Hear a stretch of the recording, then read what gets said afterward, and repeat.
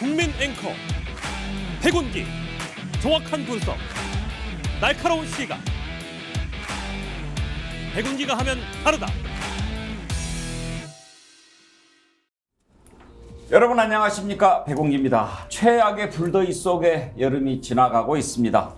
이번 여름은 더위와 집중호우로 어느 때보다 힘들었죠. 참사가 나도 책임지지 않는 자들 때문에 꽉 막힌 고통의 터널을 지나가는 느낌입니다. 하지만 모든 것은 끝이 있습니다. 햇볕은 뜨거워도 벌써 아침 바람이 좀 다르지 않습니까? 일주일 있으면 입추, 그리고 8월 10일 말복이 지나면 23일은 더위가 물러간다는 처서입니다. 한여름 8월이지만 가을 절기가 들어있는 달입니다. 희망을 갖고 견뎌냅시다. 8월의 첫날 생방송 백운기의 정치본색 출발합니다. 활력 넘치는 도시 베트남 경제 수도 호치민으로 스픽스 가족 여러분을 초대합니다. 천혜의 자연을 즐기며 급속하게 성장하는 베트남을 경험합니다. 철저한 검증을 거쳐 잘 먹고 잘 쉬며 재미있는 경제문화 공부를 곁들입니다. 제가 함께하겠습니다. 평생 기억할 호치민 여행 투어 스픽스 세구미 투어 니타 트래블 베트남. 네, 베트남 광고 보니까 베트남 가고 싶은데요. 네 분 패널 소개하겠습니다. 양문석 언론학 박사, 김유정 전 민주당 의원, 박진영 민주진영 박진영 유튜브 대표, 서정욱 변호사 나오셨습니다. 어서 오십시오. 안녕하세요. 임금님 기획 캔디님, 서정욱 변호사를 사랑하고 싶다. 제가 그제 무슨 영화를 봤는데 그런 대사가 나오던데요. 이유가 있어서 좋아하면 존경이고 이유가 없이 좋아하면 사랑이다. 사랑하면 그냥 사랑하는 거지, 사랑하고 싶다 이렇게 노력을 해야 됩니까? 근데 서정욱 변호사 좋아하는 분들이 많아요.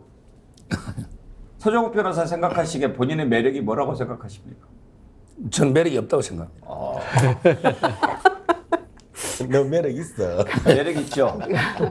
갑자기 저 또 매력 이렇게 있어요. 서정욱 변호사 매력 있죠. 네. 예. 일관되잖아요. 그렇죠. 네. 예. 억지를 써도 일관되고. 네. 아니 그러니까 서정욱의 매력은 예. 윤석열을 온몸으로 저렇게 지키는 사람은 서정욱밖에 없어요. 반말하지 말라니까요. 서정욱 변호사. 서정욱 변호사밖에 예. 없어요. 말이 되든 안 되든 논리적으로 일관성이 있든 없든 정반합에 그 맞춰지든 안 맞춰지든 오로지 일관되게. 온몸으로 윤석열 대통령을 변호하는 사람은 서정욱 변호사밖에 없다. 그래서 변호사 하나 봐요.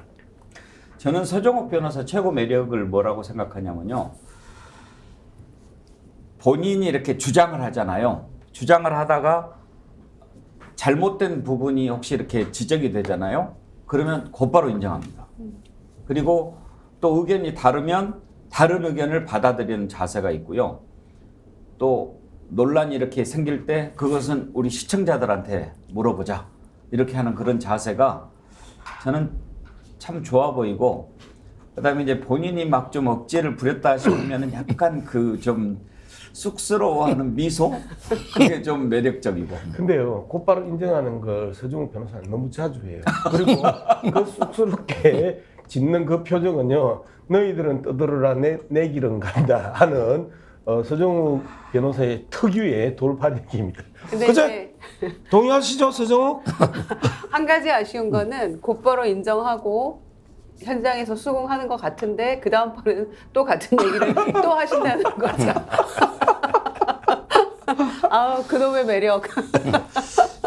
아무튼 서정욱 변호사가 처음에 이렇게 우리 정치본색 함께 하실 때, 아, 서정욱 나왔다, 나 탈퇴, 뭐 이렇게 빠이빠이 하고 가시는 분들이 좀 있었어요. 실제로 그렇게 하고 나가셨는지 아니면 계속 지켜보셨는지는 잘 모르겠는데, 그런데 요즘에는 또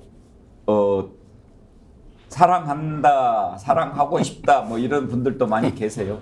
예.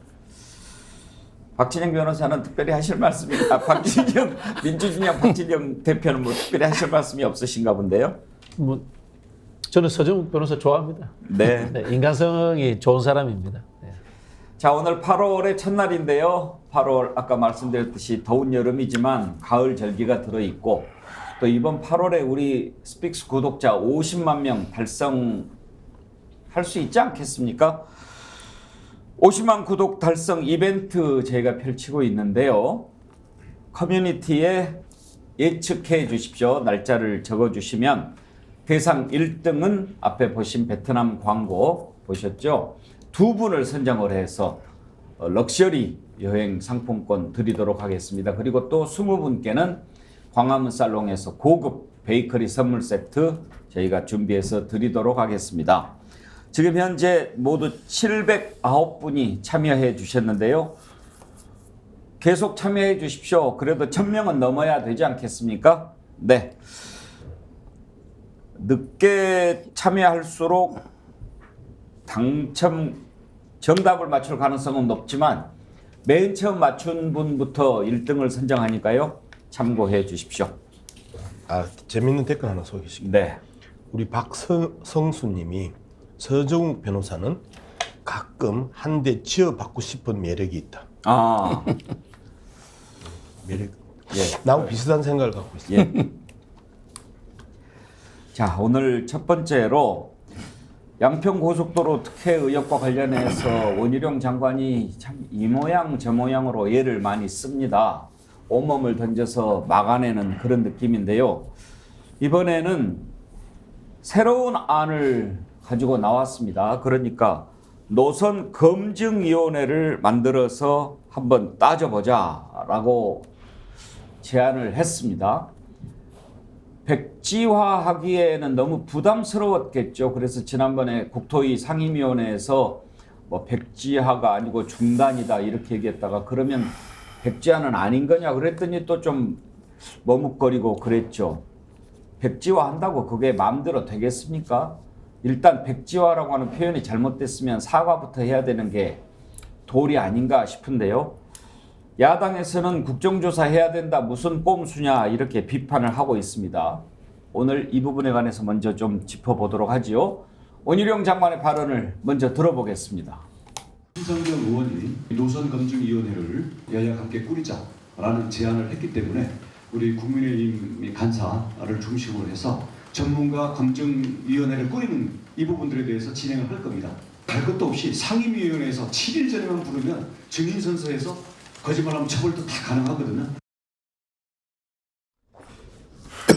양문석 박사님 맨 마지막에 상임위에서 증인선서하면 처벌도 가능하다 이 말은 국정조사해서 거짓말해서 처벌하는 것과 마찬가지 효과다. 그러니 상임위에서 충분히 할 수 있지 않느냐 그런 얘기로 들리네요. 근데 국정조사 그러면 저렇게 할 바에 그리고 그 무한정 상임위를 소집하자라고 이야기를 할 바에는 국정조사하는 게 훨씬 낫죠. 왜 국정조사를 저렇게 온몸을 또 바쳐서 비틀려고 하냐. 지금은 제가 판단하기에 지난 한 달 이상 계속 끌고 있는 원희룡의 그 정치 행태를 보면요. 모든 이슈를 자기가 지금 다 빨고 있거든요.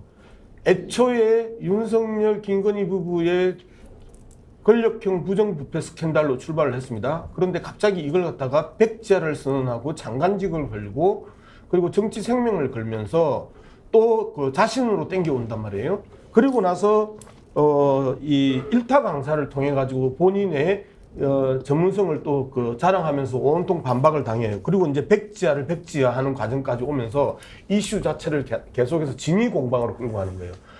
권력형 부정부패에서 진위 공방으로 끌고 가고 김건희 윤석열 그 부부가 빠지고 본인이 나서고 하면서 정치적 이득은 자기 부고와 성희롱 성추행 빼고는 모든 것들이 이롭단 말이에요. 그럼 정치적 이익은 정치적 이익대로 받고요. 그 다음에 그 지지자들로부터는 모든 지지자들로부터 결집시키는 효과도 있고요. 그 다음에 이슈를 대통령 부부에서 본인으로 끌고 가면서 이슈 자체를 외소화시키고 왜곡시키는 효과도 있고요.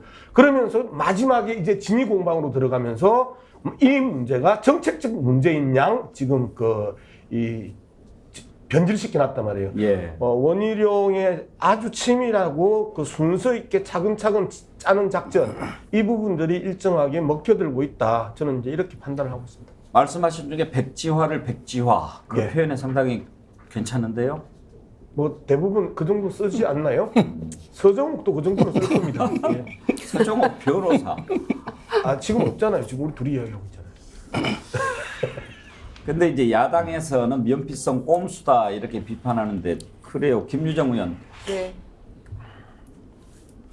노선 검증위를 하자고 하는데 그걸 검증위를 하면 일단 하자는 거잖아요. 이제 고속도로를 만들자. 그렇죠. 네. 그러면 본인이 백지화하겠다라고 하는 것에 대해서는 뭔가 좀 절차가 있어야 되는 것 아닌가 싶은데요. 그러니까 중요한 부분은 쏙 빼고 노선검증위원회만 받아가지고 지금 좋다 하자 이런 얘기인데요. 심상정 의원이 이제 이 노선검증위원회 얘기를 꺼냈을 때는 두 가지 전제 조건이 있었죠. 그런데 그 부분에 대한 얘기를 쏙 빼고 노선검증위원회만 만들자는 것만 받았어요. 그런데 일단 백지화 선언에 대해서 사과부터 해라. 그리고 두 번째는 김건희 여사 일가의 강상면 땅 우선 매각해야 된다라는 두 가지 확실한 전제 조건이 있었죠. 그런데 그 부분에 대해서는 전혀 답하지 않고 노선 검증이 좋다, 뭐 국조보다 좋다 이렇게 얘기를 하고 있는데 어불성설입니다. 민주당의 입장은 원한 대로 가고 국정조사 받아라라는 것이죠. 그리고 제가 보기에는 이 원희룡 장관 같은 국토부 장관은 경질하고요. 그 유능한 민간 용역업체 대표들을 국토부 장관 시키는 게 좋을 것 같아요. 정부 정말 이 전문기관에서 2년 동안 예타한 그 원안에 대해서 2달 만에 이렇게 탁 뒤집고 용역을 맡겼던 국토부에 대해서도 이렇게 하면 됩니다라고 이렇게 좋은 안을 국토부의 주장대로 따르면 제시한 그런 능력 있는 용역업체이기 때문에 이 대표들이 앞으로 우리 국토부를 책임져도 무방하겠다. 원희룡 장관의 주장에 따르면 그런 생각이고요. 이런 그 엉뚱한 얘기 그만하고 원희룡 장관 또 정부 여당은 국정조사 반드시 받아서 차근차근 누가 무엇 때문에 언제 이렇게 원안을 뒤집고 비틀었는지에 대해서 소상히 밝혀야 하고요. 또 이렇게 국정조사 하는 것조차도 뭐 정쟁이다 이런 얘기 하는데 사실 국토부 며칠 전에 현안 질의에서도 큰 기대 안 하셨던 분도 있겠지만 사실 우리는 이소영 의원이나 한준호 의원이나 이런 분들 굉장히 치밀하게 따박따박 잘 짚었잖아요. 원희룡 장관 꼼짝 못했잖아요. 국민은 그런 시원한 모습을 좀 보고 싶어 하는 것이기 때문에 예. 이 의혹을 좀 규명하기 위해서는 국정조사, 그거 싫으면 특검 가야죠. 그게 최선이라고 생각합니다. 서정욱 변호사는 이 제안에 대해서 어떻게 생각하십니까? 뭐 저는 이번 사태가요, 결국은 이게 그 원희룡 장관을 제2의 그 한동훈으로 만들어줬다. 이렇게 원희룡 띄워준 밖에 없어요. 지금 이제 원희룡 TV 구독자가 정청래 TV하고 이제 똑같습니다. 그전에는 얼마였는데요? 그전에 좀 10만 대에서 하다가 요즘 23만 3천까지 왔는데요. 정청래 TV는? 23만 9천요. 같이 예. 23만 대예요. 그전에는 정청래 TV가 더 압도적이었죠. 정청래 TV가. 예. 저는 지금 여기 원희룡의 팬덤이 생기고 있습니다. 보수의 그 제2의 한동훈이다. 이렇게 띄워주고 있는 거예요. 이게 과연 민주당의 공세가 전혀 안 먹힙니다. 그러니까 이게 갤럽에서 29%까지 민주당 지지율이 떨어지고 있잖아요. 좀 이게 공세를 하려면 이게 날카로운 창으로 아픈 데를 찔러야지. 제가 여기 원희룡 장관도 통화해봤어요. 막 전혀 신경도 안 쓰더라고요. 완벽하게 자기 잘못이었기 때문에. 아무 문제가 없기 때문에 전혀 신경 안 쓰고, 그 다음에 대통령실도 취재해보니 아이고 우리 뭐 양평에 땅이 한두 군데 있냐, 아무 관심이 없어요. 차라리 이런 공세할 것 같으면 아예 때려쳐야죠. 민주당이 공세를 하려면 제대로 하든지. 지금 여기 뭡니까? 2주 동안 매일 방송에서 뭐 어쩌고 저쩌고 장모 또 이렇게 플랜카드를 걸었는데 민주당이 장모님께 고속도로 하나 선물해야 되겠다. 이렇게 걸었더라고. 그래서 제가 방송에서 야, 장모한테 분기점 하나 고속도로 좀 이렇게 선물 주고 빤 맞는다. 선물 주고 빤 맞아. 줄라면 이게 IC를 해가 멋지게 땅값이 좀 오르도록 줘야지. 먼지만 하고 시끄럽게만 분기점 만들어 선물하면 장모한테 사이 딴 맞습니다. 말이 안 되는 이게 공세를 하고 있잖아요. 이번에 그래서 원희룡 장관이 처음부터 백지화의 조건이 있었죠. 오물 좀 치우고 하겠다 했잖아요. 이제 그 이해찬의 가짜뉴스나 이재명 민주당의 공세 가짜뉴스 오물 좀 치운 다음에 추진할 때 했으니까 앞으로 이게 검증이 만들어서 추진하고, 여기서 중요한 게 고속도로는 사람 땅을 피해 다니면 안 돼요. 경부고속도로 짓는데 구미에 박정희 땅이 있으니까 피해가자, 돌아가자. 또 이렇게 어디 가는데 김건희 땅이 있으니까 피해가자. 어디 가는데 김부겸 땅이 있으니까 요거 피하자. 아니 고속도로가 왜 사람 땅을 피해 다니됩니까? 가장 노선이 합리적이고 타당하고 경제성 있고 환경성이 있으면 김건희 땅이 있든 뭐 이게 김부겸이 땅이 있든 정동균 땅이 있든 전부 이게 노선이 합리적이면 되는 거 아닙니까? 예.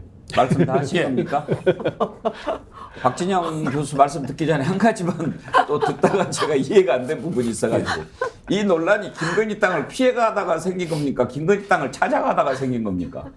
아니 지금 이게 노선을 변경하니 우연히 김건희에서 500m 이선이 민주당이 공세가 시작이 됐잖아요. 아니 그러니까 지금 고속도로는 땅을 피해가면 안 된다 이런 말씀을 하셨으니까 예. 근데 말씀을 쭉 듣다 보면 이 특혜 의혹이 김건희 땅을 피해가다가 생긴 것처럼 들리잖아요. 아니 제 말은 이게 그 지금 새로운 이제 그 노선 검증을 할 때 예. 앞으로 김건희 땅이든 김부겸 땅이든 정동균 군수 땅이든 잊어버리고 앞으로 이제 앞으로 하자는 거고 이번에는 우연히 그래 된 거죠. 이게 김건희 땅이 500m인지 누가 알았습니까? 근데 왜 이 정부도 그렇고 서정욱 변호사도 그렇고 맨날 앞으로만 얘기합니까? 일본 관계도 정리할 부분은 정리를 하고 가야 앞으로 가는 거 아닌가요? 근데 무조건 다 없던 셈 치고 앞으로. 이것도 왜 이 논란이 처음에 불거졌습니까? 그런 부분에 대해서도 좀 짚어보고 앞으로 가야 되는데 이제까지 다 없던 일로 하고 또 앞으로 이렇게 이야기하니까 이게 그 더 탐사하고 이해찬 대표가 제기했잖아요. 저도 처음에는 가짜뉴스 믿었다니까. 제가 처음에 더 탐사를 보고요. 야 큰일 났다 이게 고속도로가 종점이 바뀌는데 이게 김건희 여사 일가 근처에 있다 하더라. 이게 큰일 났다. 이게 김건희 여사 비난 여론 윤석열 정권이 희청거리겠다. 이렇게 저도 가짜로 쏘은 거예요. 지금은 그때, 안 믿습니까? 그때는 IC가 저는 종점이 바뀐다는 게 IC가 바뀌가 김건희 여사 땅으로 연결되는 이런 걸로 방송 볼 때 뉘앙스로 예. 뭐 제가 착각했을 수 있지만 이렇게 올랐는데 나중에 자세하게 보니까 분기점이 다른 데 붙는 거예요. 지금 이게 호흡 분기점, 뭐 신갈 분기점, 어느 분기점 가도 분기점 근처에 이 땅값이 오릅니까? 분기점 근처에 이 땅 사라도 이재명 대표도 안 살 거예요. 그 이소영 의원이 제일 저는 무식하다 봐요. 이소영 의원이 뭐 법전 하나 들고 가지고 야 언젠가는 개발될 수 있지 않냐? 언젠가는 천년 만년 뒤에 우리 합천당 제가 평당 2만 원 한 땅도 언젠가는 개발될 수 있어요. 그게 사람이 몇백 년 뒤에 죽고 나서 개발되면 뭐합니까? 그 분기점에 어떻게 아파트 짓습니까? 진짜 이소영은 그렇게 왜곡하면 안 됩니다. 이소영 의원 발언도 그렇게 사실 해석할 일은 아닌 것 같은데 너무 서정욱 변호사 말씀 많이 하니까 그건 좀 이따 좀 따져봅시다. 박진영 대표 얘기 들어보죠. 일단 우리 서정욱 변호사가 하신 말씀 중에 사실과 다른 부분은 제가 사진으로서 증명하겠습니다. 여기는 제가 사진 보이나요? 보이는지 모르겠습니다만은 김건희 여사 일가 땅 입구 진입로 앞입니다. 진입로 앞에서 이정표가 보이죠? 남양평 IC. 남양평 IC 1km.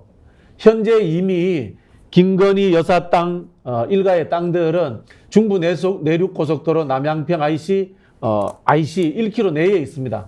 1km 내에 이미 IC가 있고요. 여기에 도로가 하나 더 연결되면은 더 물동량이 많아지겠죠, 그죠? 뭐 그렇게 생각하시면 된다. 그 말씀을 드리고 싶고요. 그럼에도 불구하고 저는 서정욱 변호사가 원희룡 장관보다는 훨씬 훌륭하다고 생각합니다.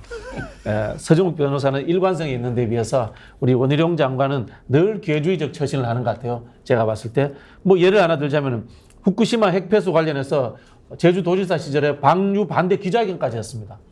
지금은 입장이 바뀌었죠. 그 다음에 이 고속도로도 백지화 하겠다고 했다가 다시 또 이제는 검증위원회를 만들자고 합니다. 늘 말이 바뀌는 분이에요. 그리고 저는 심상정 의원 이분도 좀 이상하시네요. 이게 뭐 노선 검증하는 게 그렇게 중요합니까 지금? 제가 봤을 때 여기에 본질은 뭔가 하면요. 노선이 변경되는 과정이 적법 절차를 거쳤는가 하는 부분입니다.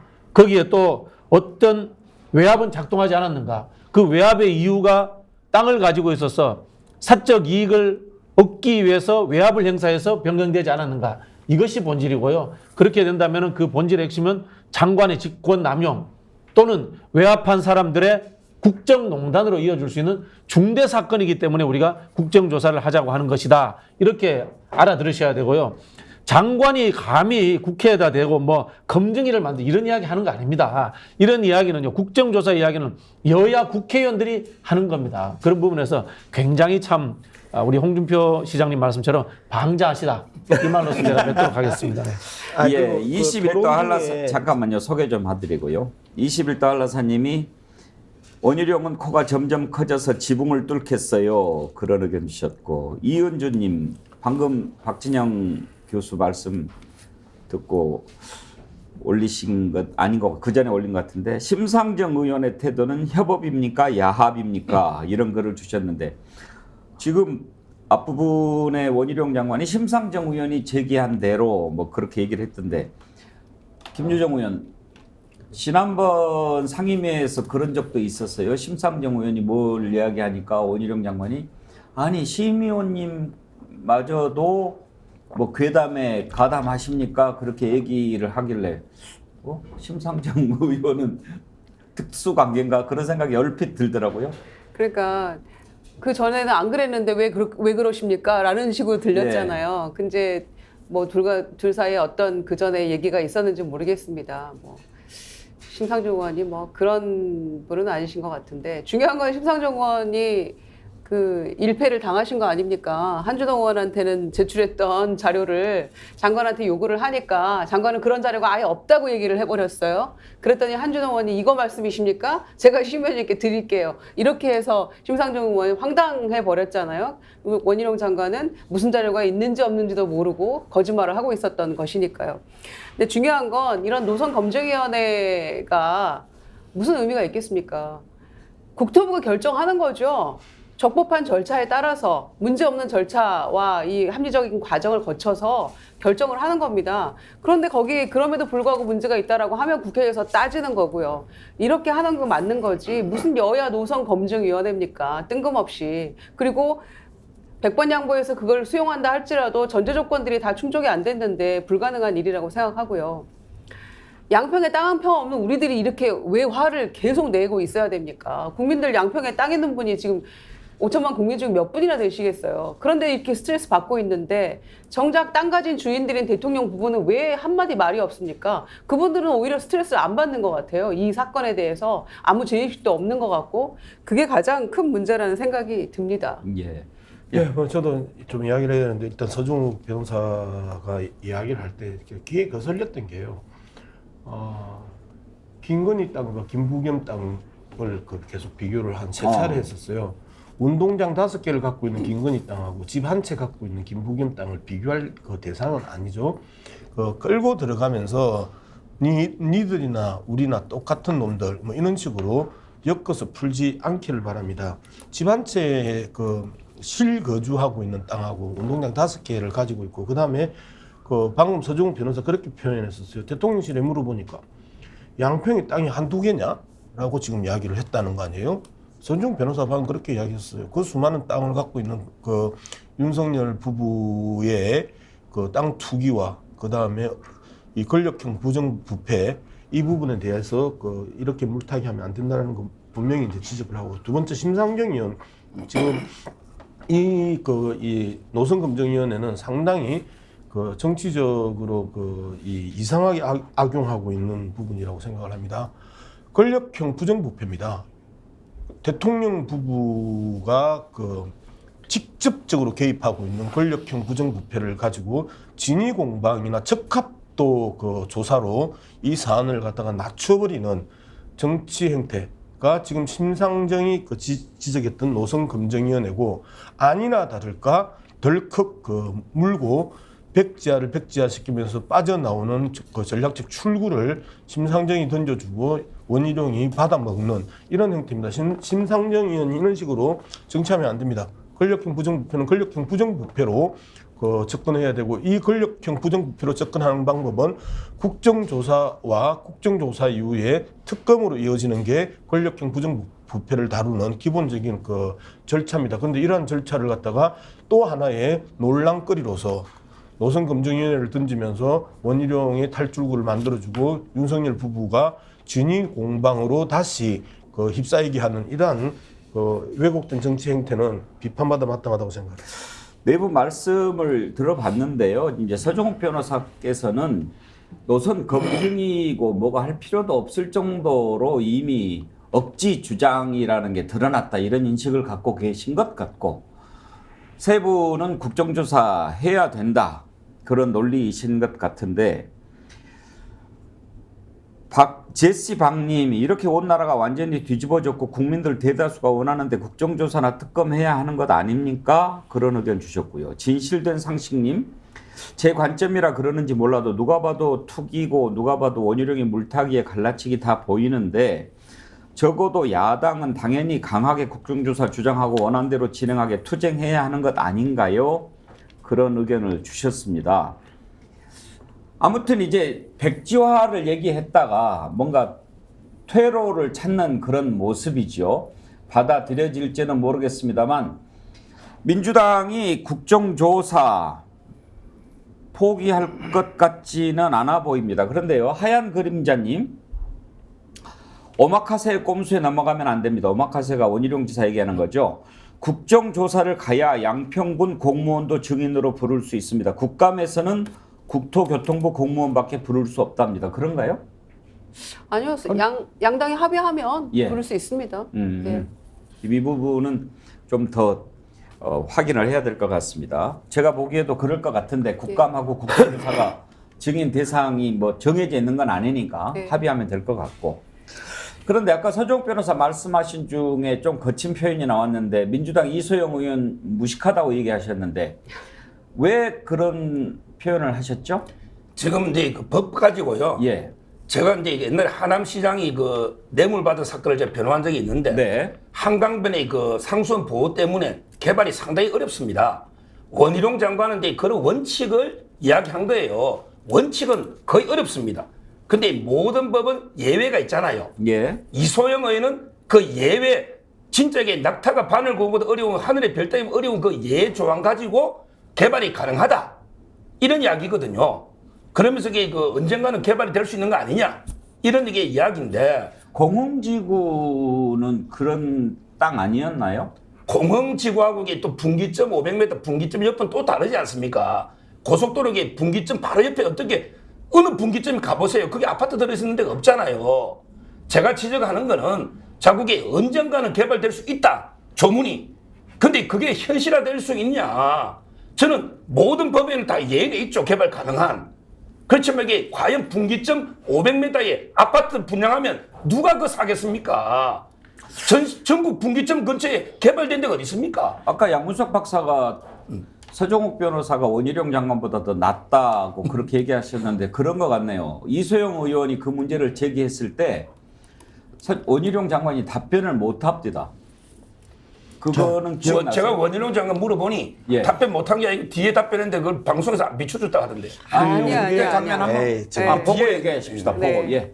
아직 수변 구역이고 보전 구역이어서 개발이 법을 안 바꾸면 불가능하기 때문에 특혜 의혹은 있을 수 없다. 합리적으로 우리 토론하자 말씀하셨잖아요. 축약해서 말씀드린 겁니다. 불가능한 건 아니죠. 그러니까 아까 오전에 무슨 뜻인지 답변하신 거- 모르겠는데요. 뭐가 불가능하다는 건지. 대통령 처가가 보유하고 있는 병산리 땅이 도시개발 사업이 가능합니까? 안 합니까? 어느 아파트 땅? 개발 불가능합니까? 어느 땅이요? 병산리 땅이요. 아까 그 땅이 앞에 하나가 아니지 않습니까? 여기요. 17개 3개 수변구역 박스 안에 들어가 있는 20개 필지. 도시개발 사업 가능합니까? 안 가능합니까? 자, 이 공동주택, 음식점, 숙박시설 등은 못하도록 돼 있습니다. 네. 틀린 말씀입니다, 장관님. 이런 엉터리 해명이 지금 이 사건을 계속 키우고 있는 거예요. 일타 강사 장관님. 수변계 구역이 뭐 해제가 불가능하다? 법을 안 바꾸면 왜 불가능합니까? 많은 해제 사유가 있습니다. 한강수계법 제4조 2항 5호에 주거형 지구단위 계획으로 지정이 되면 수변구역 해제됩니다. 건폐율, 용적률도 완화 가능하고요. 아파트 개발도 가능합니다. 이거 입안권자가 양평 군수입니다. 이런 거 처음 들어보세요? 이 법문은 처음 봅니다. 그러니까 제가 지금 예. 좀 말씀을 드릴게요. 서변 이야기가 맞는 측면도 있습니다. 맞는 측면도 있고요. 이소영 의원 질문도 허점이 많이 있습니다. 왜냐하면은 제가 보기에는 서변, 이소영 의원, 그다음에 원희룡 변호사 세 분 다 그 땅에 안 가봤어요. 그 땅에 안 가봤기 때문에 그렇게 이야기를 하는 겁니다. 그 땅에 가본 사람으로서 예. 아파트 짓기에는 좀 부족한 지역, 부적합한 지역은 맞습니다. 제가 봤을 때. 근데 이제 이야기하는 게 이야기 아닙니까? 수변지구라도 지구 단위 선정을 해서 공동주택을 지을 수 있다. 이런 이야기인데 제가 보기에는 공동주택 짓기는 살짝 힘든 곳은 맞는데요. 저기는 뭐 지으면 되냐면요. 김건희 여사님이 좋아하는 명품 아울렛 지으면 딱 좋은 위치입니다. 가보시면요. 살짝 언덕이에요. 구릉지 언덕이고, 그 다음에 그 여주 아울렛이라고 들어보셨습니까? 여주 아울렛 보면 영동 고속도로 가다가 바로 오른쪽에 보입니다. 정말 위치 좋습니다. 고속도로 타고 가다가 저 명품 한번 사러 가고 싶어. 이런 느낌이 듭니다. 딱 이 위치가 그 위치입니다. 그리고 땅 크기도 딱 그 정도 크기 정도 됩니다. 그래서 제가 봤을 때는 아파트 짓는다기보다는, 남양평 명품 아울렛을 하면은 대박이 터질 곳이다. 그래서 이거 김건희 여사님 취향하고 더 어울리네 이런 느낌이 들었습니다. 누가 뭐 아파트 짓는다고 지금 얘기하는 사람은 없죠. 수변 지역이라도 군수가 이렇게 하면은 개발할 수 있다라고 하는 것을 지적한 건데 그것을 무식하다라고까지 표현할 것은 아닌 것 같고. 아니 근데 애초에 원희룡 장관이 그렇게 이야기했었잖아요. 손병환님 글 하나만 소개해드릴게요. 예, 예. 우리 박진영 대표 의견하고 같아서. 명품관 지으려 하는 것 같아요. 그러니 리투아니아 명품 매장 둘러보고 컨셉 잡고 온 거겠죠. 벤치마킹 하려고요? 예. 저는 이소영 의원 그 관련한 얘기 서번 말씀하신 거 예외적인 거에 대해서 그 하나 가지고 그 원칙이 그게 아니다라고 이제 마치 그 억지 주장하는 것처럼 이소영 의원에 대해서 좀 폄하하신 것 같은데 그게 100번 옳은 말씀이라고 하더라도요. 그 예외 조항이 어디에 나타난 겁니까? 양평 공흥지구 개발에 나타난 거예요. 그 예를 들었잖아요. 이소영 의원이. 얘가 하나라도 있으면 사과하시겠습니까? 했더니 사과도 안 하고 계속 딴소리만 합니다. 그것도 김건희 여사 그 어머니, 그러니까 장모를 비롯한 그 부동산 개발업자들이잖아요. 거기서 한 거 아닙니까? 그래서 100억 이상 그 수익을 냈고 개발 부담금 18억 부담 안 해가지고 특혜 아니냐 이러면서 많은 문제가 있었죠. 그래서 100번 양보해서 그 처가가 아무것도 안 하는 그냥 평범한 주부들이고 그랬다 쳐요. 그러더라도 이렇게 많은 땅을 보유하고 있고 노선이 이런 식으로 바뀌는 건 이거 문제 있는 거 아니냐라고 충분히 합리적 의심할 수 있는 것인데 이분들이 너무 땅을 사랑하고 있잖아요. 그래서 많은 땅을 지금도 사들였잖아요. 축구장 5개가 아니라 그 이상이 있다는 거 아닙니까? 그래서 문제가 되는 것이고 또 이분들이 지금 그 얘기하고 있는 것, 이소영 의원 얘기하고 이런 부분에 대해서 원희룡 장관이 제대로 된 답변을 하나도 못하면서도 억지만 부리고 있는 거예요. 나중에는 뭐 무슨 땅을 얘기하고 있는 거야. 지금 여태껏 지금 그 주변 땅, 강상면 땅 얘기하고 있는데도 계속 엉뚱한 소리 하는 거 아닙니까? 그래서 정말 문제가 더 심각하구나. 그리고 실제로 계속 국민의힘이나 원희룡 장관 얘기하고 있는 것이 거기가 IC가 아니고 JC이기 때문에 땅값이 오를 리 없다 막 얘기하고 있습니다만은 최근에 비교한 게 나왔잖아요. 2021년 그 땅값은 한 43억 정도 됐었는데 요즘에 감정평가 해보니까 이미 강상면으로 바뀐다 안 바뀐다 이런 얘기 나오기 전 이 시점에서도 125억 정도 예. 세외가 올랐다는 거예요. 그러니까 주장하는 바들이 전부 다 하나씩 다 깨져가고 있는데도 억지 주장하면서 야당이나 국민에게 날파리 선동이다, 오물이다 이런 얘기하면 절대 안 된다는 거죠. 저도 좀 덧붙이겠습니다. 이수진 의원 이야기가 저 앞 대목에 방금 김유정 의원 이야기했던 공흥지구 사례를 이야기를 했었고요. 원희룡 장관이 그렇게 이야기를 합니다. 수변구역은 개발이 불가능하다라고 자기가 그렇게 이야기를 했기 때문에 불가능하지 않았다. 누가 손대느냐에 따라서 서정욱 변호사가 손대면 2만 원짜리 영원히 2만 원짜리고요. 최은순이 손대면 그 2만 원짜리가 20억, 200억이 갔단 말이에요. 그게 공흥지구였단 말이에요. 이 부분에 대해서 지금 이야기를 하는 부분이고 그 다음에 또 원희룡 장관이 그게 쓰레기 땅이다 라고 또 이야기를 해요. 그런데 그 쓰레기 땅이 지금 아울렛에 채적지라는 거 아니에요. 이런 부분에 대해서 지금 원희룡 장관이 거짓말한 부분에 대해서 이수진 의원이 하나의 구체적인 사례 그리고 그 사례가 누가 손대느냐에 따라서 어떻게 그 쓰레기 땅이 황금 땅으로 바뀌는지 이 부분에 대해서 이야기를 하고 있는데 서정욱 변호사는 서정욱 변호사대로 집 땅 안 올라갔다고 둥둥 그건 서정욱이 때문에 안 올라가는 거야. 최원수님은 올라간단 말이야. 김건희는 올라간단 말이야. 네, 자. 그런데 왜 이게 논란이 되는가를 사실 좀 원점에서 또 본질적인 부분에서 좀 짚어볼 필요가 있습니다. 김건희 여사 일가가 땅 문제로 논란이 된 적이 한 번도 없었다면 이렇게까지 커졌겠습니까? 그리고 지금 땅이 많다는 것 아닙니까? 갈수록 더 늘어나고 참 땅이 많기는 많더라고요.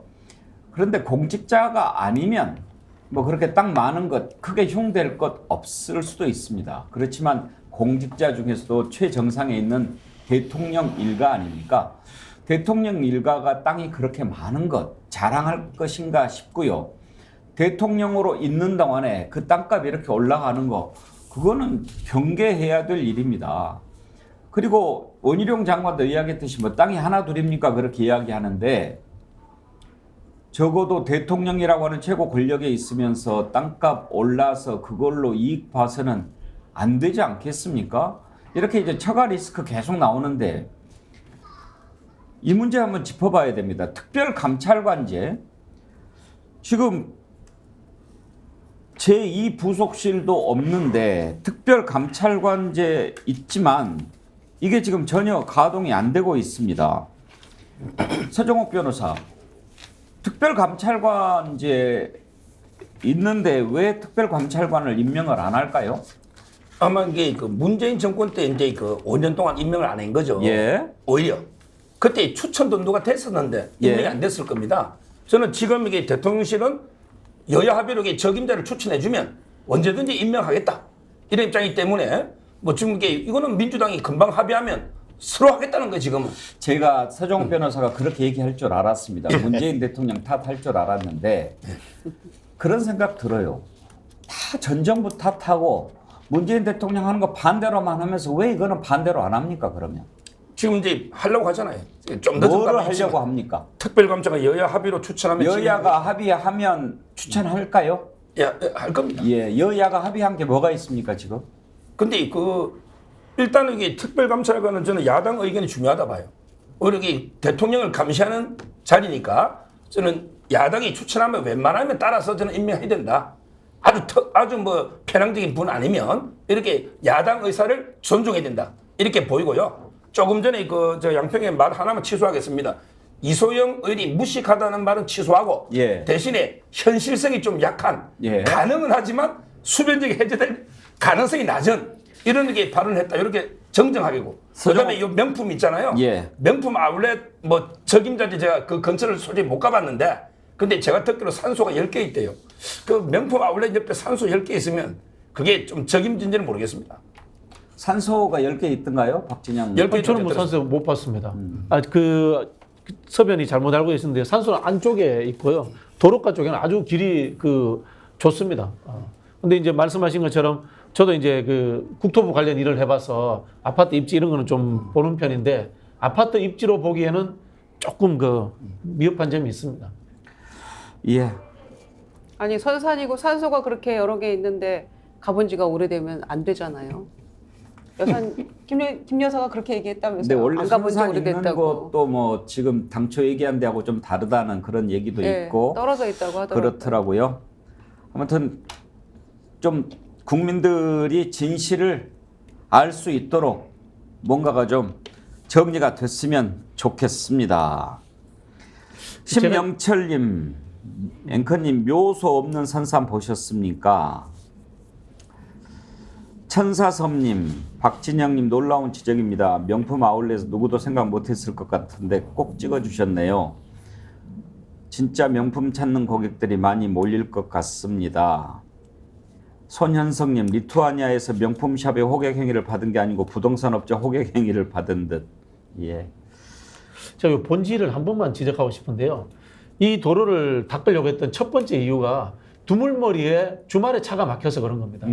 그래 양평 군민들은요 주중에 서울로 출퇴근할 때 전혀 차가 막히지 않습니다. 그걸 아셔야 됩니다. 그래 지금 강상면이 양평읍하고 가깝기 때문에 양평 군민들을 대상으로서 여론조사하면 강상면 안이 좀 더 나올 수도 있습니다. 그러나 이거는 국책사업의 본질과 다른 겁니다. 국책사업의 본질은 인근에 있는 수도권 주민 전체의 편익을 위해서 시작한 것이다. 그걸 좀 다시 한번 확인하고 싶습니다.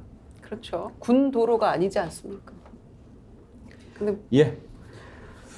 국정조사 한다고 방침은 민주당이 정했죠? 네. 네, 예. 그 요구서를 제출했습니다. 네. 7월 27일 날. 예. 진행이 어떻게 되는지 한번 보면서 다시 다뤄보도록 하고 다음으로 넘어가겠습니다. 그렇게 많은 반대에도 불구하고 결국 윤석열 대통령이 이동관 특보를 방송통신위원장으로 지명을 했지요. 대통령의 5기 인사 이런 지적이 나오는데요. 처음에 뭐 지명됐을 때 이런저런 얘기를 했는데 그 뒤로 그때 당시에도 기자들 질문 안 받고 어제는 뭐 다른 일정이 있어서 또 기자들 질문 안 받았는데 오늘은 얘기를 한 것 같아요. 뭐라고 얘기했는지 한번 들어볼까요? 반드시 제가 말씀드리고 싶은 것은 그 언론은 장악될 수도 없고 또 장악해서도 안 된다. 그런 영역이라고 생각을 합니다. 다만 자유에는 반드시 책임이 뒤따라야 됩니다. 그래서 무책임하게 가짜 뉴스를 퍼날른다든가 특정 진영의 정파적인 이해에 바탕한 논리나 주장을 무책임하게 전달하는 것은 언론의 본 영역에서 이탈한 것이다. 이렇게 생각합니다. 그리고 한 말씀만 더 보태면 이른바 2017년 전후에서 벌어졌던 이른바 적폐청산이라고 당시에 이름을 붙였었습니다만은 거의 광풍처럼 몰아쳤던 그래서 저희가 흔히 조선시대 사화라고까지 얘기를 했습니다. 그런 가운데서 제가 만약에 언론을 장악하기 위해서 어떤 지시, 또 실행, 그리고 분명한 결과가 나왔었다면 제가 오늘 이 자리에 설 수 있었겠는가.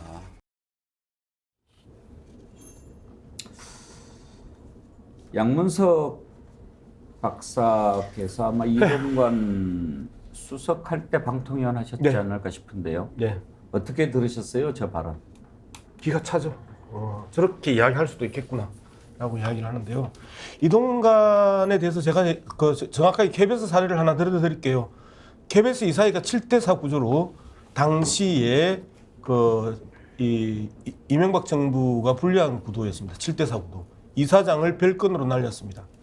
그 다음에 이사 한 명을 학교에서 근태 문제로 날렸습니다. 그래서 풍위 유지로 날렸습니다. 한 사람은 구워 삶아서 변절시켰습니다. 그래서 7대4가 5대4로 역전됩니다. 그리고 정년주 사장을 날립니다. 이러한 일련의 과정들을 직접 지휘했던 사람이 이동관입니다. YTN 기자들 대량 해고를 시킵니다.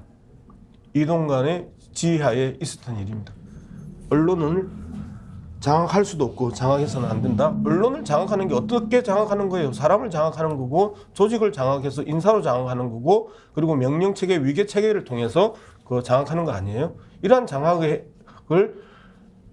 했던 사람이 있다고 이야기를 하는 것 자체가 우습다. 두 번째, 특정 정파의 논리나 주장을 전파해서는 안 된다. 바로 그러면요. 바로 들어가자마자 TV조선, 채널A 등과 같은 종편에 대해서 대대적인 손을 봐야 됩니다. 이 부분에 대해서 손을 보지 않고 이렇게 노골적으로 특정 정파의 논리와 주장을 갖다가 전파하고 그리고 오히려 자신들이 만들어서 전파하는 이러한 언론에 대해서 손을 봐야지요. 거기에 대한 기본적인 이야기가 없잖아요. 이동관이 이야기하는 특정 정파의 주장과 논리를 갖다가 가짜 뉴스로 만들어서 전파하는 데는 KBS, MBC가 아니고 채널A나 TV조선과 같은 종편이라는 부분을 명확하게 지적을 합니다. 적폐청산요? 적폐청산에서 나는 살아남았다? 적폐청산을 주도했던 사람이 누구예요? 윤석열이에요. 당시에 중앙지검장 윤석열이 선택적 조사를 했던 거죠. 봐줄 사람 봐주고 빼줄 사람 빼주고 그리고 반드시 잡아 넣어야 된다고 생각하는 사람들 빼먹고 힘없고 권력 떨어지고 했던 사람들은 다 집어넣었던 거 아니에요. 그 속에서 선택적으로 선택받아서 빠져나간 사람이 이동관 아니에요? 왜 이러세요? 말을 해도 정확하게 똑바로 이야기해야죠. 이동관의 문제는요. 언론 장악의 문제만 있는 게 아닙니다. 학폭에 있어서 아들 싸움에 부모가 개입해가지고 무마시켰던 이 사건도 있고요. 부인 뇌물 사건도 아직까지 혐의가 깔끔하게 정리되지 않고 있고요. 처와 자식들 문제까지 다 안고 있는 이동관. 본인, 누구랑 똑같지 않아요? 이런 사람이 지금 방송통신위원장이 됐습니다. 제 기억이에요.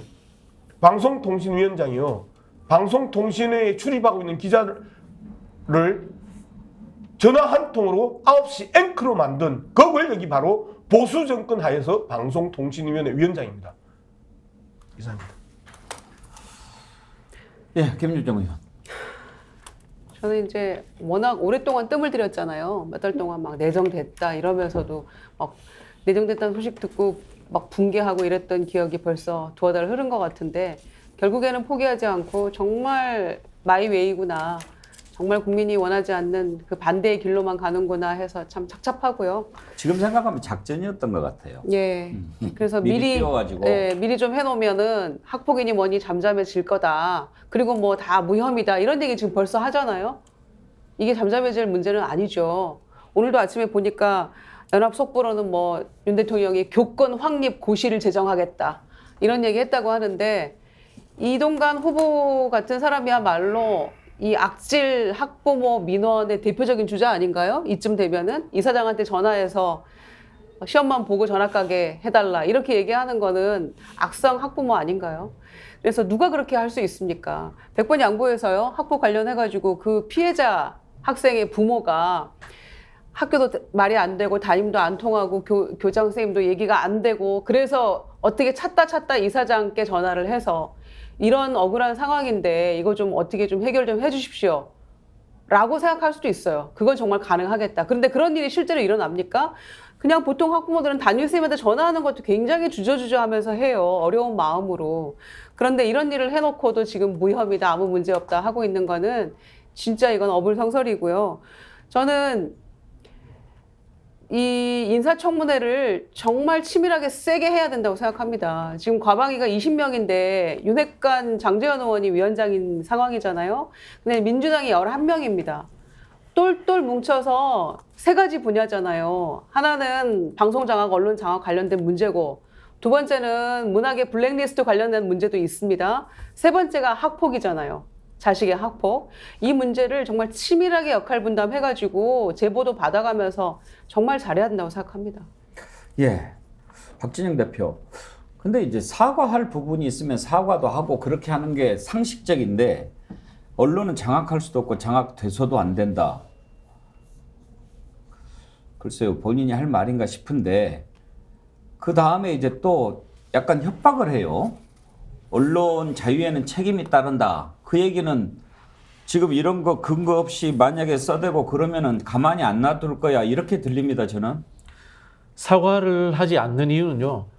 본인이 임명된다는 이야기가 나오고 본인에 대해서 과거에 했던 행적, 그다음에 의혹들에 대해서 지적 나온 것을 알고 있기 때문에 뭉개겠다는 생각이 이제 강하게 이제 형성되어 있는 겁니다. 그런 부분이 있기 때문에 사과를 하는 거고요. 사과를 아직 하지 않기 때문에 협박과 저는 당연히 연결되는 거라고 봅니다. 나는 그런 거에 구애받지 않는 사람이야. 내 흠결은 의미 없어. 대통령이 임명했기 때문에 나는 내 권력을 가지고 마음대로 휘두를 수 있어. 이건 사실은요. 윤석열 대통령과 똑같은 생각입니다. 나는 수많은 흠결이 있어. 본부장 비리가 있어. 그럼에도 불구하고 나는 국민이 뽑아서 대통령이 당선되었기 때문에 나는 내 권력을 내 마음대로 쓸 수 있어. 라는 것이 똑같은 저는 동질적인 사고를 갖고 있다. 이렇게 보여지고요. 이동관 그 임명자가 가짜뉴스 이야기하는데요. 바이든 날리면이 가짜뉴스 아닙니까? 왜 한국 정부가 매일 후쿠시마 오염수 관련해서 브리핑을 합니까? 그게 오히려 한국 정부가 해야 될 일입니까? 역반하장이다, 적반하장이다. 저는 이런 생각이 들고요. 방통위원장 임명 문제는 정권의 명운을 걸어야 된다. 그런 생각이 듭니다. 그런 부분에 있어서 만약에 우리 저기 의원님하고 여러분들이 지적을 하셨습니다만은 이동관 지명자의 수많은 의혹들이 청문회 과정에서 현실로 사실로 드러난다면은 여기에 대해서 인사검증의 책임을 지고 있는 법무부 인사검증단을 운영하는 한동훈 장관 해임까지 해서 저는 윤석열 정부의 명운을 걸고 이동관 위원장의 임명에 대해서 책임을 져야 될 것이다. 그렇게 경고합니다. 예, 서정욱 변호사. 제가 여기 두 가지만 좀 말씀드리면 저도 이제 저 KBS 이사 출신입니다. 예. 우리 양 박사님이 방통위원 출신이죠. 예. 근데 그 과거를 굳이 뭐 말한다면 저는 이게 여야 가릴 것 없이 정권 교체기마다 치른 홍역이다. 지금 이게 그 문재인 정권 때 한상혁 위원장 때도요. 강규영 이사에게 김밥 먹고 법인카드 몇십만 원 잘못 썼다 해서 인위적으로 바꾸고 결국에 대법원까지 재판해서 문재인 대통령이 피고인데 패소했지 않습니까? 이거는 이게 굳이 이동관 수석만이 과거에 장악한 건 아니다. 그건 이게 여야가 다 반성할 부분이다. 저는 이렇게 첫째 보고요. 이제는 이제 저는 언론인들 참 존경하고 믿습니다. 아니 이동관 수석이 뭔데 그 한 분 때문에 언론이 장악되겠습니까? 저는 이동관 개인적으로 잘 알지만 이분이 성격상 어떻게 장악합니까? 한 명이 방통위독에 여야가 있고 물론 다수는 이제 여당이 되겠죠. 정권이 바뀌었으니. 따라서 저는 언론인 이게 믿고 어떻게 이제 공정하게 하느냐. 지금 솔직히 지금 공중파는요 많이 치우쳤어요. 제가 KBS만 예를 들어 봐도 MBC KBS 한 번도 못 나갔어요. 보수 패널 스픽스는 놓지만 근데 어떻게 하느냐. 앵커가 주진우, 최경영, 이동영 옛날에 그만두기 전에 김어준 이런 이게 앵커가 윤석열 대통령을 까요. 그럼 이게 민주당 패널이 또 까. 근데 민주당 패널보다 더 심하게 까는 장성철, 신인규, 천하람 이런 사람들이 나옵니다. 제가 옛날 전두환 때처럼 패널을 전부 대통령 찬양하는 사람으로 구성하는 게 아니잖아. 최소한 쟤처럼 한 명은 윤석열 잘한다. 한 명은 못한다. 그 다음에 앵커는 중립. 이렇게 돼야 되잖아요. 이 정도가 공정한 거 아닙니까? 이걸 만들겠다는 거고요. 지금 두 번째 가짜뉴스 척결한다잖아요. 김어준 씨가요. 지금은 이게 그만뒀죠. 2021년 기준으로 법정 제재 7번 받았습니다. 법정 제재. 근데 계속 방송했어요. 이번에 예산 안 주니까 서울시에서 이제 그만뒀잖아요. 아니 김어준 씨가 뭔데 법정 제재 7번 받고도 앵커 합니까? 그것도 이게 연봉이 얼마입니까? 라디오에서. 저는 이런 식으로 이게 가짜뉴스에 대해서 우리 같은 사람 한 번 법정 제재 받으면 영구 방송 출입 정지 아닙니까? 그렇잖아요. 근데 김어준 씨는 특권이 있었단 말이에요. 이런 이게 가짜뉴스 비유하는 이런 걸 좀 뿌리 뽑겠다. 이렇게 보시면 될 것 같아요. 공정 방송, 그 다음에 이 가짜뉴스 척결. 이 두 가지로 아마 이게 저는 적임자가 아닌가 이렇게 봅니다. 자, 지금 서정욱 변호사가 이야기하는 가짜뉴스의 대상이 또 그 진보적 성향의 언론이거나 진보적 성향을 한 번씩 띄는 언론에 대한 그 타겟을 지금 잡고 있는 거잖아요. 그럼 제대로 읽은 거죠. 이동간의 그 가짜뉴스가 누구를 겨냥하느냐. 자, KBS가 진실 보도합니까? 어쩌다가 한 번씩 하죠. MBC가 진실 보도합니까? 정권 바뀌고 나서 어쩌다가 한 번씩 합니다. 이 어쩌다가 한 번씩 하는 이 부분이 불편해서 미쳐버리는 거예요, 사람들은. 그래서 이 어쩌다가 한 번씩 하는 이것도 듣고 싶지 않다. 두 번째, 왜 KBS, MBC는 채널A나 TV조선처럼 용비 어천가를 불러대지 않느냐라는 부분이거든요. 그래서 지상파마저도 이제는 채널A나 TV조선과 마찬가지로 만들어내겠다라고 하는 강력한 의지를 지금 표명하는 겁니다. 지금 서정욱 변호사 일관되게 이야기하고 있잖아요. 가짜뉴스라고 이야기라고 그 타격의 대상, 그 진압의 대상은요, 진보 언론인이나 진보 미디어에 이 타겟을 두고 있다는 부분을 명확하게 밝히는 겁니다. 이동관을 제대로 읽어내는 사람이에요, 우리 서정욱 변호사는. 저는 이제 우리 양문석 박사님도 언론인이고 우리 백운기 앵커님도 언론인이신데 그런 생각이 들어요. 방송 보도의 성향과 논조의 문제인가? 저는 그것보다 사실은 편집권 문제, 보도 이 구성원들의 언론의 자유의 문제, 독립성의 문제 이런 것들이 좀 기본이 돼야 되는 것이 아닌가 그런 생각이 자꾸 들거든요. 그래서 언론이라는 것은 늘 야당해야 되는 게 아닌가 그런 생각이 듭니다. 사실 모든 언론은 늘 정부에 대해서 비판하고 그렇게 해야 되는 거지 칭찬하는 것 자체가 문제 아닌가요? 언론이 원래 감시하고 비판하기 위해서 존재하는 거 아닙니까? 그런 생각이 들고요. 국회도 역으로 돌아와 보면요. 늘 요소야대해야 된다는 생각이 듭니다. 그 이야기는 뭐냐면 권력자, 대통령이라는 권력자는 늘 국민들로부터 언론으로부터 국회로부터 감시받고 비판받고 낮은 자세로 임하고 저는 이런 사람이 대통령이 되어야 되는 것이 아닌가 그런 생각이 들고요. 그런 부분에 있어서 언론을 윽박지르려고 하고 국회를 윽박지르려고 하는 국민을 윽박지르려고 하는 이런 대통령의 시대는 정말 이제 좀 끝났으면 좋겠다 그런 생각이 듭니다. 아까 이동관 지명자 얘기 중에 이렇게 뭐 내가 잘못한 게 있었다면 살아남을 수 있었겠나 그렇게 얘기를 하던데 서정욱 변호사 아마 윤석열 지검장 때 수사를 받았죠? 이동관 후보자가?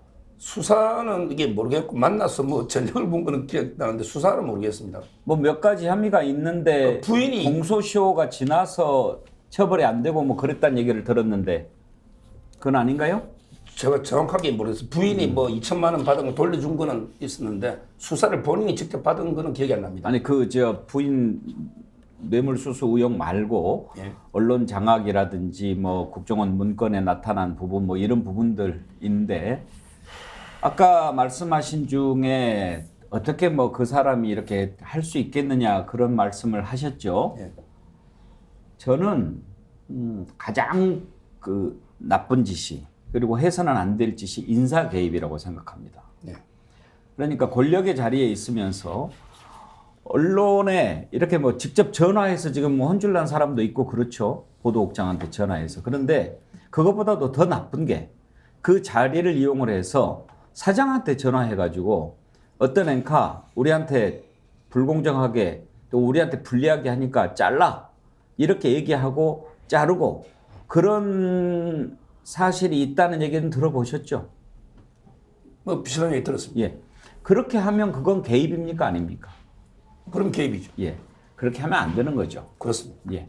그런 일을 했다고 생각을 사람들이 많이 하거든요. 예. 뭐 그거는 돼 있고 뭐 진상 조사는 해봐야 되겠고요. 예. 저도 거기에 몇 번 피해를 받지 않습니까? 잘 아시잖아요. 저 MBN 일주일에 7번 나가다가 갑자기 하루아침에 다 잘렸지 않습니까? YTN 방송 처음 하다가 MBC 사장 김대철 사장 그 변호 왔다는 이유로 바로 잘리지 않았습니까? 저도 그런 걸 피해를 좀 본 적이 있기 때문에 앞으로 그런 개입은 없어야 되고 이제 뭐 이동관 수석이 그렇게 하지는 못할 겁니다. 요즘 이게 다 녹음하고 녹취하고 다 하지 않습니까? 저는 뭐 그렇게 노골적으로 개입할 수 있을까? 지금 이게 시대가 변했지 않습니까? 옛날에 해봤으니까 이번에는 더 잘하겠죠. 어떤 방식으로 잘할지는 안 하지 모르겠습니다만. 않겠어요? 예, 나쁜 짓은 안 해야죠. 예, 안 해야죠. 제가 이게 앵커님 광주 방송 그만둘 때 제일 방송에서 비판했지 않습니까? 나쁜 짓을 했는데 그게 그냥 넘어갔다고 그 다음에 좋은 짓을 할 거라고 생각하지는 않습니다만. 자, 아무튼 자 이제 이동관 방통위원장 현실로 다가오고 있습니다. 저는 민주당이 이번에 정말 제대로 한번 싸우는 모습을 보여줘야 된다고 생각하는데요. 어떻게 보면 윤석열 대통령의 이런 식의 정치, 인사 이번이 가장 큰 분기점이 되지 않을까 생각합니다. 이번에도 그냥 넘어간다면 아마 앞으로는 손 못 쓰고 당할 겁니다. 정말 안 되는 건 안 된다. 민주당이 제대로 보여줘야 될 텐데 이미 기정사실로 받아들이면서 국민의힘 내부에서는 이제 공영방송을 KBS, 1TV, EBS 교육방송 이것만 남겨놓고 다 민영화해야 된다. 이런 얘기가 슬슬 나오기 시작합니다. 이게 지금 정부 여당이 꿈꾸는 방송 지형인가 궁금한데요. 국민의힘 박성중 의원 얘기를 한번 들어보죠. 세계 각국의 방송은 1공영 다민영 체제다. 이렇게 이야기하고 있습니다. 그런데 우리는 다공영 1민영 체제입니다. 예. 예를 들어서 뭐 KBS 1, 2TV, 또 MBC, 예. 또 EBS, 또 YTN 연합뉴스 뭐 이런 데 관련해서 다공영 1민영 체제다. 그런 관점에서 우리가 1공영 다민영 체제의 선진국 체제로 가려면은 네. KBS 관련해서도 여러 가지 어떤 ETV 같은 경우는 예. 민영화해서 전반적으로 그게 체제에 맞춰야 된다. 이런 주장이 많이 나왔습니다. 전반적으로 선진국 체제를 봤을 때 이제 KBS 우리가 공영방송의 대표 공영방송이 있어야 되지 않겠습니까? 예. KBS라든지 또 EBS는 교육방송이 그 나름의 특색을 가지고 있기 때문에 예. 뭐 그런 정도는 공영의 어떤 체제는 당연한 것이고요. 나머지 부분에 대해서는 좀 더 신중하게 검토가 있어야 된다. 저는 그렇게 보고 있습니다. 예, 아마 이 부분에 대해서는 우리 양문석 박사가 경험도 있고 또 전공이니까 잘 아실 것 같은데 그 전에 우리 양 박사님 말씀을 듣기 전에 저 얘기가 그냥 나온 게 아닙니다. 이동관 특보가 지명이 됐을 때 BBC, NHK 얘기를 했습니다. 그 연장선상에서 해석할 필요가 있는데요. 그때 발언을 한번 들어보겠습니다. 그러나 우리가 언제까지 진영 논리의 그 이해와 충돌을 빚는 이 패러다임에 갇혀 있을 수는 없다고 생각합니다. 지금 세계 각국이 이 글로벌 미디어 전쟁이라고까지 얘기할 수 있는 치열한 그 환경 변화 속에서 그 고지를 선점하기 위해서 각축하고 있습니다.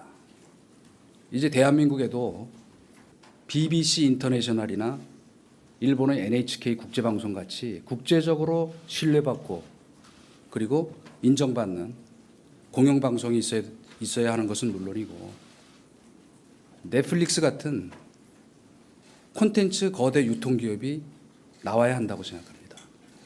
그러니까 언제까지 저희가 과거의 틀에 갇혀서 얽매여 있어서는 안 된다고 생각합니다. 그리고 이 방향에는 저는 진보, 보수, 여야가 있을 수 없다고 생각합니다. 왜냐? 저희의 미래와 직결된 일이기 때문입니다. 그래서 그 마지막으로 이 말씀을 드리고 싶습니다. 미래는 지금 다가오고 있는 게 아니고 이미 저희 앞에 와 있다. 그래서 그 여러분 모두 그다음에는 뭐 하나만한 얘기니까 들을 필요 없을 것 같고. 아니 과거의 틀을 깨고 미래로 가자면서 왜 과거에 사람이 나와가지고 저렇게 떠들어댑니까? 장악했던 사람이 나와가지고. 양문석 박사 어떻게 들으십니까? 예, 일단은 이 계속해서 서정욱 변호사 이야기가 자꾸 논란을 이제 만들어서 그러는데요. 서정욱 변호사 이야기나 뭐 이동관 이야기 방금 들어보면 미래지향적인 거 그리고 뭐 이야기 하나하나에 대해서 큰 문제 없어요. 그런데 임명권자가 왜 이동관을 시켰을까? 그거 한번 생각을 해봐야죠. 아주 못된 짓을 했던 사람이 못된 짓을 아주 잘하는 사람을 시켰을 거 아니에요? 그리고 임명권자가 이동관을 시켰다는 부분은 언론 장악해라, 방송 장악해라, 그리고 방송판 반대기 바꿔라. 지금 이 이야기를 요구하고 싶어서 그래서 철저하게 국힘당이나 현 정권 중심으로 세상이 돌아가게 만들어라. 이러한 기대를 갖고 임명권자가 시키지 않았겠어요? 이 부분에서 좀 지적을 하고요. 문제는 박성중 이야기입니다.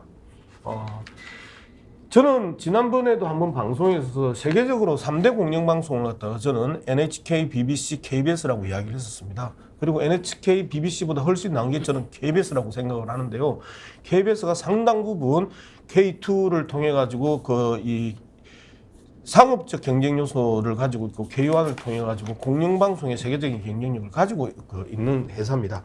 이 세 개를 이야기를 할 때 KBS를 자랑스럽게 이야기하고 대한민국이 KBS 제도를 세계에 수출할 수 있는 제도가 KBS 제도라고 저는 생각을 하거든요.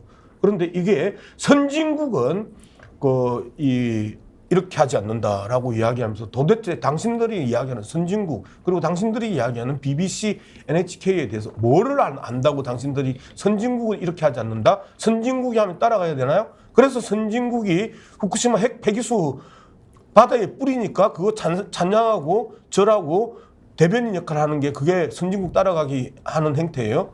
이런 부분에 대해서 정말 무식하기 짝이 없고 사대주의 근성에 똘똘 뭉친 박성중이라는 국회의원의 태도를 보면서 근본적으로 민영화의 흐름을 갖다가 방송뿐만 아니고 전 영역에 있어서 공기업들을 지금 민영화하려고 했던 거잖아요. 철도, 수도, 전기. 그리고 YTN은 구체적으로 민영화 인수 대상까지 시장에서 튀어나올 정도고 이제는 K2까지 민영화해서 도대체 우리나라의 방송질을 어떻게 문드러뜨릴 건지 SBS 한 번만 예를 들을게요. 민영화하니까 어때요? 동물농장에 대통령 부부가 느닷없이 등장을 합니다. 공영방송에서 있을 수 없는 이야기예요. 공영방송 직원들은요, 기본적으로 공영방송이라는 이미지가 의식과 컨셉이 강하게 들어서 있습니다. 그렇기 때문에 웬간한 권력으로부터의 이 요구나 요청에 대해서 스스로 잘라낼 수 있을 정도로 입사부터 해가지고 훈련된 사람들입니다. 이러한 공영방송을 우리가 쉽게 보고 공영방송을 조지고 욕하고 침뱉고 할 수 없습니다. 여러분 다시 한 번 더 상기시켜 드릴게요. SBS 동물농장에 윤석열 부부가 등장을 했어요. 예능까지 파고 들어와요. 이런 부분에 대해서 일상적으로 허용될 수 있는 게 방송의 민영화라는 겁니다. 여러분들은 TV조선 채널A 계속해서 지상파까지 그렇게 방송하는 거 원하십니까?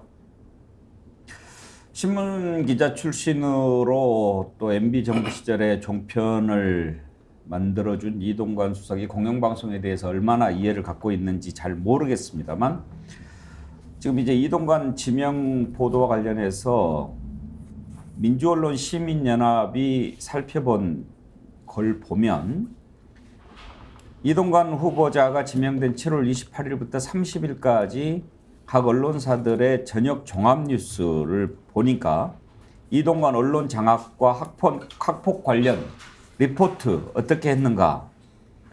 언론 장악 논란, 자녀 학교 폭력 의혹 KBS, MBC는 보도를 했습니다. 그런데 SBS, JTBC, TV조선, 채널A, MBN은 보도를 하지 않았습니다. 이런 상황에서 이제 공영방송 얘기하는데 공영방송에 대해서 과연 어떤 생각을 갖고 있는지 민주당의 조승래 의원은 국영방송을 만들려고 하는 것 같다라고 얘기를 하더군요. 뭐 한번 들어볼까요? 실제로 그 MBC 민영화라든지 예. 아니면 KBS, ETV 매각이라든지 이런 걸 예. 통해서 예. 사실상 KBS 1TV만 남겨놓고 KBS 1TV마저도 공영방송이 아니라 국영방송화 하려고 하는 그런 시도가 깊숙이 진행되고 있다는 것에 대해 저희들은 어느 정도 좀 인지를 하고 있습니다. 국영방송화라는 건 어떤 뜻이에요? 국영방송이라는 그런 거죠. 그러니까 지금 정부 홍보방송에 KTV가 있지 않습니까? 예. KTV와 같이 그러니까 우리가 그 KBS 같은 그 공영방송을 수신료 체제로 운영하는 이유는 네. 정부의 눈치도 보지 말고 오로지 국민 눈치만 보라고 하는 측면에서 수신료를 국민에게 부과하는 것이거든요. 그렇죠. 그런데 이제 수신료 체제도 없애버리고 그리고 그렇게 되면 정부 재정에 의존해서 운영되는 공영방송은 네. 그건 공영방송이 아니라 그건 국영방송입니다. 예, 서정욱 변호사. 물론 이제 그 앵커님 설명처럼 저는 이제 종편이나 뭐 SBS가 비판 기사를 이게 내린 거 이거는 잘못됐다 봐요. 이렇게 권력자 잘못을 비판해야죠. 근데 문제는요. 지금 이게 저는 공영방송이 전면적인 재수술이 필요한 게요. 저 예를 들어 보면 첫째 MBC 있잖아요. 제가 후배 그 예능부장을 만났더니 드라마국이 1국, 2국이 있대요. 근데 드라마 만드는 게 하나도 없대요. 요즘 이게 자체 드라마 안 만듭니다. 근데 드라마 1국이 있고 2국이 있고 이 말도 안 되는 비대한 조직이 이게 공영이니까 유지되죠. 이게 만약에 경쟁체제로 가면 불가능하잖아요. 지금 이게 두 번째 KBS 예를 들어 보면 KBS 보도국에 기자가 700명, TV조선의 보도국이 70명이 10배입니다. 근데 시청률 보세요. TV조선이 3, 4%, 너무 이게 요즘 이게 KBS 뉴스 시청률이 얼마입니까? 얼마나 이게 비대합니까? 지금 이게 보직이 없는 1억 이상 연봉자가 20, 30% 상위권에 그거 잘 아시잖아요. 이렇게 지금 잘못되어 있는 거예요. 지금 연합뉴스 한번 보자고. 정부에 300억 지원받는데 민영기업 뉴스원보다 속도가 다 느리대. 뭐 자기 말로는 가짜뉴스 걸어낸다고 검증은 오래 걸린다는데 속도가 이렇게 느려서 되겠습니까? 저는 이게 민영화되면 시베리아 벌판처럼 경쟁하면서 시청자들 눈 의식하고 이렇게 효율적이 됩니다. 근데 공영체제 안에서 따뜻하게 연봉 1억 주고 밥 하니까 노력을 안 하잖아요. 그 점에서 저는 이게 KBS도 ETV 이런 거는 이게 독립시켜버리자. 민영으로. 또는 이게 MBC도 완전히 민영시켜버리자. 이런 주장이 나오는 거고 저는 전폭적으로 찬성합니다. 이제는 이게 국민이 시청자가 주권이 돼야 되는 거예요. 그 민영화 음모론이 있다는 것을 우리 서정욱 변호사가 실토해 버리시네요. 분명히 이동관 임명은 공영방송에 민영화 음모가 있다는 것을 우리 보수 농객인 서정욱 변호사도 지적을 했다. 이 말씀을 드리겠고요. 일하도록 하는 게 혁신이죠. 그리고 공공성을 살려서 구조조정을 하든가 다른 방법을 찾아야 되는 것이지 이걸 빈대 잡는다고 초가상간 태우는 격이잖아요. 이게 말이 안 되고요. 사실 이제 그 공기업에 대한 이 혁신 문제는 MBC나 KBS는 양호합니다. LH나 이런 데 가보세요. 훨씬 더 심각한 내천지인데 그런 데는 그대로 두고 어쨌든 이 국민의 눈과 귀가 되어야 될 곳부터 먼저 손보여야겠다고 생각하는 것 자체가 결국은 국민의 눈과 귀를 가리겠다고 하는 게 아닌가 뭐 그런 생각이 들어요. 저는 여기에서 민주당이 정말 잘해야 되겠구나는 생각이 드는 게요. 민주당이 잘하지 않으면 언론계에 종사하는 수많은 사람들이 마지막까지 그래도 버티고 있다가 그걸 손 놔버릴까 그게 저는 제일 걱정이 된다 이 생각이 들면서요. 민주당이 정말 국회에서 싸울 수 있는 유일한 도구를 가지고 있으니까 마지막까지 끝까지 막아줬으면 좋겠다 그 말씀 드리고 싶습니다. 냉정한 정글 세계에 익숙한 게 만들어야 된다. MBC는요 정부로부터 일절 지원을 받는 게 없습니다. 오히려 방송 그 발전 기금을 내고 있는 회사고요. 그리고 KBS도요. KBS 2 같은 경우는요. 스스로 자생력을 가지고 있고 훨씬 더 많은 돈을 벌어냅니다. 그리고 그 부분을 KBS 1이 정상적이고 공익적인 프로그램을 만들 수 있도록 지원하고 있습니다. 정부가 그 내놓는 돈 없어요. 국민들이 수신료 부분은 철저하게 그 수신료와 관련된 프로그램들을 여러분들이 보셨을 겁니다. KBS 1에서 나오는 수신료로 만들어진 프로그램은 반드시 밑에 자막에 여러분의 수신료로 만들어졌습니다 합니다. 그런 프로그램에 대해서 여러분들 실망한 적 거의 없을 거라고 생각을 합니다. 제발 공영방송 제대로 모르고 공영방송 아는지 이야기하면 안 되고요.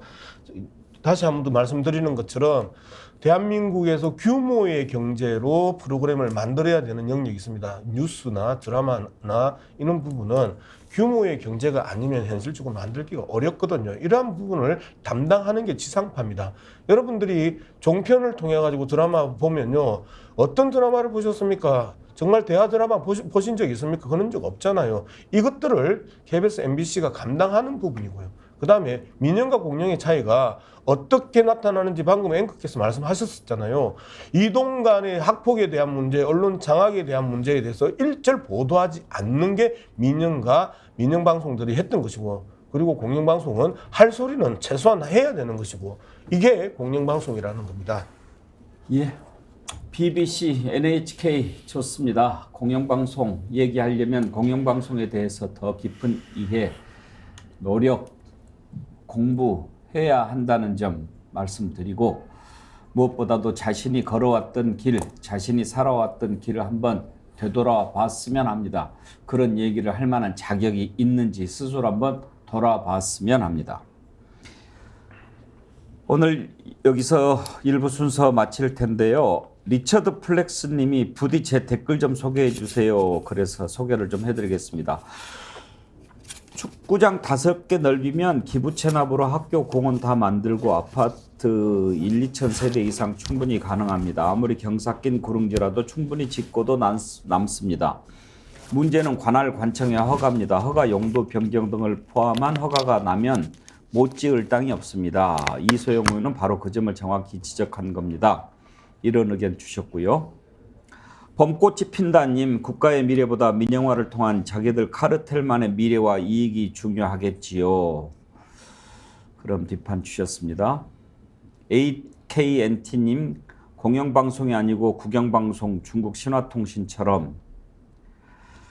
예, 오늘 또 슈퍼챗으로 스픽스 성원해 주신 분들도 많이 계신데 감사드립니다. 그리고 우리 스픽스몰 그랜드 오픈했습니다. 지금 초특가 이벤트도 하고 있고요. 스픽스몰에 들어오면 여러 가지 상품들이 많이 있습니다. 우리 스픽스 도와주는 방법이기도 하니까요. 스픽스몰에 회원 가입하셔가지고 스픽스몰에서 좋은 상품들 많이 구입해 주시기 바랍니다. 오늘 여기서 마치죠. 양문석 박사님, 김유정 의원님, 민주진영 박진영, 서정옥 변호사님 네 분 수고하셨습니다. 수고하셨습니다. 감사합니다.